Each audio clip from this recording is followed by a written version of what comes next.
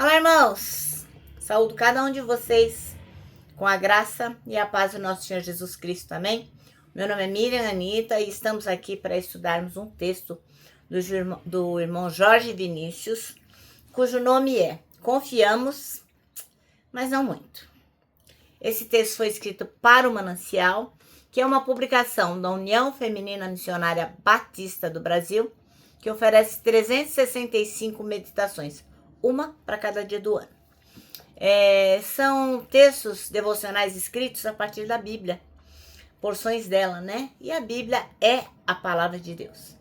O objetivo é inspirar, confrontar, confortar, fortalecer e edificar espiritualmente a minha vida e a sua vida.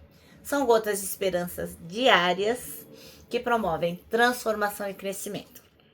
Bem, vocês sabem, eu não escrevi o texto. Quem escreveu foi o irmão Jorge Vinícius. O que eu faço então? Eu leio o texto e conto para vocês aquilo que eu entendi. Eu gostaria de pedir, como tenho pedido há 6 anos, né? E peço hoje também, que vocês compartilhem essa nossa mensagem, né? Esse devocional. É uma oportunidade de podermos compartilhar a palavra de Deus. E eu falo isso todos os dias e vou morrer falando que eu gostaria que vocês se lembrassem que a palavra de Deus, ela nunca volta vazia.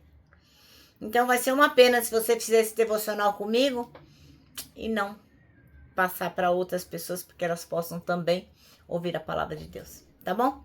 Bom, isso dito, vamos orar, pedir ao Senhor que nos mostre aquilo que Ele tem para nós hoje.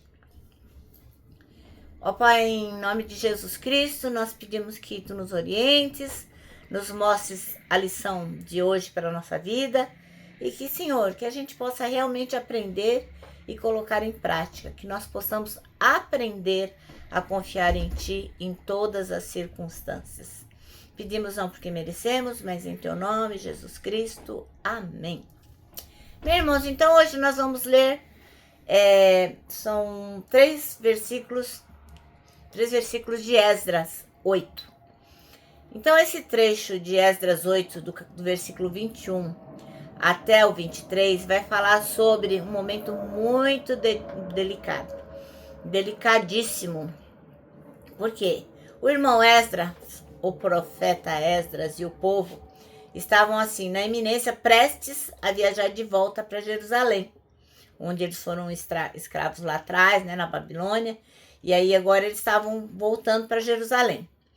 E aí eles, muito corajosos, muito senhores de si, em vez de pedir ajuda militar ao rei, eles decidiram o quê? Confiar em Deus. Olha que firmeza. Vamos confiar em Deus. A gente não quer nenhuma ajuda militar. E eles, então, proclamaram um jejum para buscar proteção divina no caminho. Bom, a mensagem principal desse texto é sobre confiança. Eles já tinham testemunhado ao rei que Deus protege aqueles que o buscam. Então, se eles tinham falado isso para o rei, se eles falaram, olha, a gente tem certeza que o Senhor cuida de nós, ia ficar meio esquisito, né? Sem sentido pedir que os soldados os protegessem. Não teria nenhuma coerência nisso, né? Mas, na medida que eles estão indo, surgiu assim, ao mesmo tempo, uma questão, né? Eles falaram, bom, a gente confia, mas é melhor a gente se calçar, né? Então não foi uma confiança automática. Eles se humilharam, eles jejuaram, eles oraram. Ou seja, eles confiaram, mas não ficaram assim, ó, de bracinho cruzado. Mas colocaram na dependência de Deus. Bom, qual que é a aplicação prática para a nossa vida? Que mesmo em situações de risco, escolher depender de Deus em vez de soluções humanas é a melhor escolha. Nós temos que confiar em Deus. Outra coisa, temos que reconhecer que precisamos da intervenção divina. Então devemos ser humildes, temos que jejuar e realmente implorar ao Senhor que cuide da nossa causa. Outra coisa, temos que ter coerência na fé, porque língua não tem osso, né? Então não é só falar de fé, sobre fé. Eu tenho fé. Não, mas viver de acordo com a fé que a gente fala. Então, presta atenção no que você diz. E outra coisa, lembrar que a mão de Deus está sobre aqueles que o buscam. Ele os protege. Então a gente tem a proteção divina.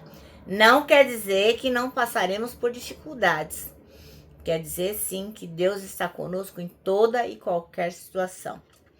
Bom, moral da história, a ideia de confiamos, mas não muito, reflete bem a tensão humana. A gente quer depender de Deus, mas muitas vezes buscamos garantias extras. Então, o irmão Esdras, o profeta, né, nos mostra que a verdadeira confiança exige coerência e entrega. Amém? Então, vamos ler o nosso texto, está em Esdras 8, de 21 a 23. E diz assim, ó. Então, ali perto do rio Ahava, dei ordem para que houvesse um dia de jejum. Todos nós deveremos nos ajoelhar diante do nosso Deus e lhe pedir que nos dirigisse na nossa viagem e nos protegesse, os nossos filhos e tudo que era nosso.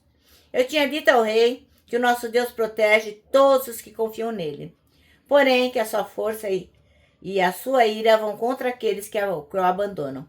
Por isso, fiquei com vergonha de pedir ao rei uma tropa de soldados da cavalaria para nos defender dos nossos inimigos durante a viagem.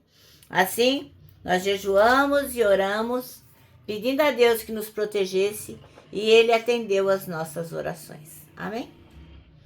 Bom, então, o texto chama-se Confiamos, mas não muito.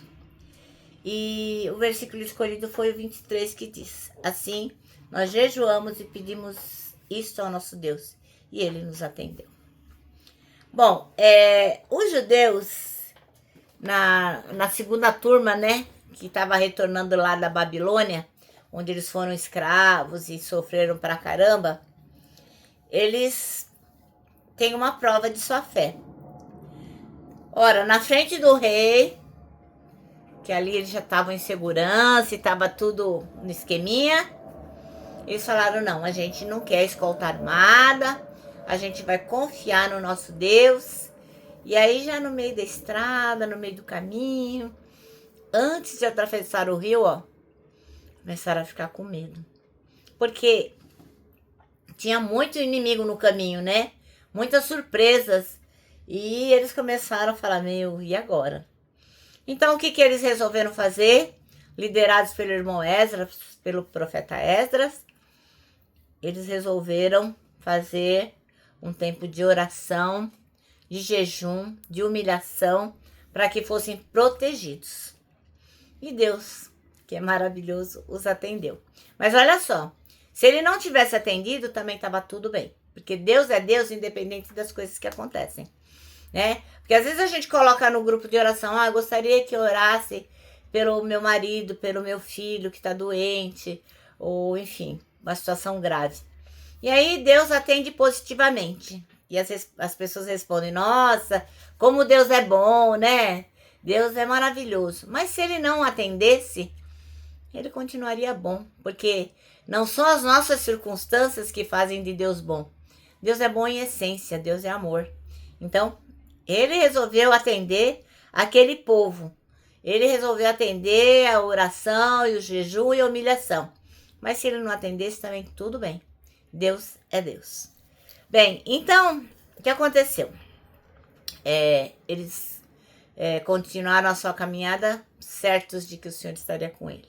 Então, quando tudo vai bem e a gente não se sente ameaçado por nada, por ninguém, parece que a nossa confiança em Deus, ó, atinge em níveis super, mega, master plus, muito maiores. Mas, quando a gente se vê no meio de incertezas, quando a gente se vê no meio de perigos, no meio de desafios, a gente fica super preocupado. Então, a gente busca Deus.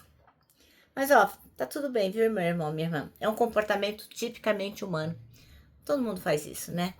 A gente confia em Deus, mas, ao mesmo tempo, a gente fica preocupado. Mas isso é do ser humano mesmo. É um exercício que nós fazemos todo dia, de poder confiar em Deus plenamente. Mas Deus não nos desampara. E se Ele nos deu uma tarefa, Ele mesmo nos conduzirá até o fim. Apesar de nossas fraquezas e dúvidas, Deus continua sendo o mesmo Deus poderoso, aquele Deus que nos comissionou para falar da palavra dEle, de cuidar do outro, de ser vaso de bênção e viver para a honra e glória dEle. O sucesso da jornada da gente não está nos nossos méritos, mas o poder que Deus tem que nos conduz. Se estivermos firmes nele, mal nenhum poderá nos assustar. Amém? Bom, agora eu termino o manancial dizendo assim, ó. O sucesso da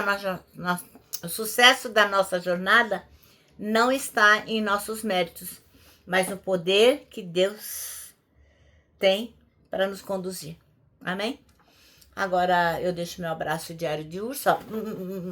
Lembrando que para nós que sabemos que podemos confiar plenamente em Deus, para nós o abraço está muito certo, então a gente tem mesmo que abraçar. Deixo também para vocês decorarem o versículo de 1 Coríntios 3,16, que diz o seguinte: somos o templo onde o Espírito Santo habita, se move e manifesta a glória de Deus. E agora eu termino com a frase de Augusto Nicodemos, o reverendo, que diz o seguinte: arrependimento não é quando você chora, é quando você muda.